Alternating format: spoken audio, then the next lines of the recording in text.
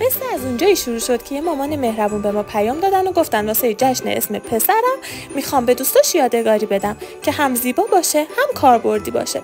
اسم پسرشون شایان بود. بعد از اینکه پیشنهادهای خاص رو بهشون دادیم، در نهایت چند تا طرح پیشنهادی هم واسهشون فرستادیم و کار نهایی اینی شد که میبینید یه ساعت رومیزی خوشگل که واسه معلمشون در نظر گرفتن. همونطور که میبینید پشتش هم کامل بسته شده و با پیچ بازو بسته میشه، موتورش آرامگرده و اصلا سر و صدا نداره و یه یادگاری خوشگله به معلم.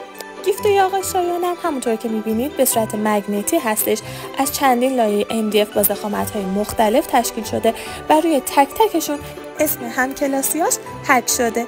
حالا نظر شما در مورد این گیفته خوشگل چیه؟ میبینید با هزینه‌ای که کردن یه یادگاری موندگار و خاص و کاربردی تهیه کردن و به معلم و دوستای آقا شایان هدیه کردن.